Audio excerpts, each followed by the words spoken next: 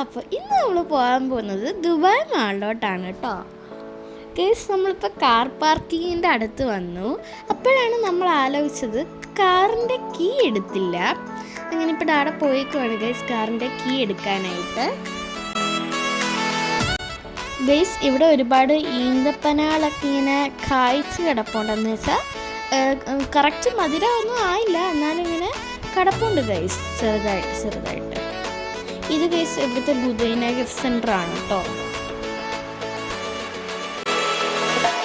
Guys ഞങ്ങൾ പോകുന്ന വഴിയെല്ലാം നല്ല രസമാണ് കേട്ടോ, നല്ല പൂക്കളൊക്കെ വെച്ചിട്ട് നല്ല രസമാണ് കേട്ടോ ഇവിടുത്തെ റോഡൊക്കെ കാണാനായിട്ട്.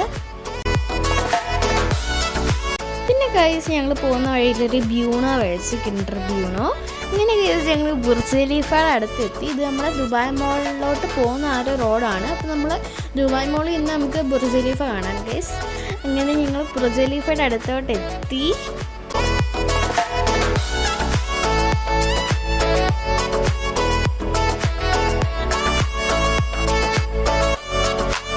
പിന്നെ ഗൈസ് ഞങ്ങൾ കാർ പാർക്കിങ്ങിലോട്ട് വന്നു. അപ്പോൾ ഞാൻ ഒരു ഫെറാറി അവിടെ കിടക്കുന്നുണ്ട് ഗൈസ്. അപ്പോൾ ഞാൻ വീഡിയോ എടുത്തതാണ്.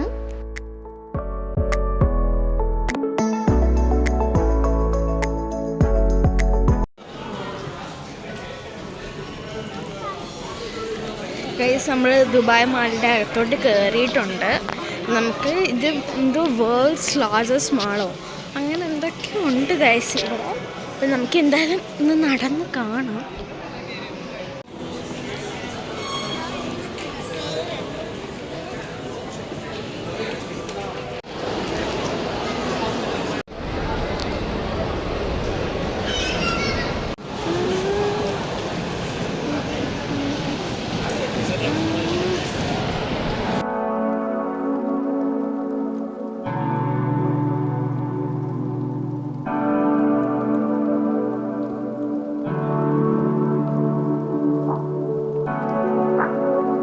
ഗൈസ് ഞങ്ങളിപ്പോൾ വന്ന ഈ സമയത്ത് ഇവിടെ മെയിൻ്റെനൻസ് വർക്ക് നടക്കുവാണ്.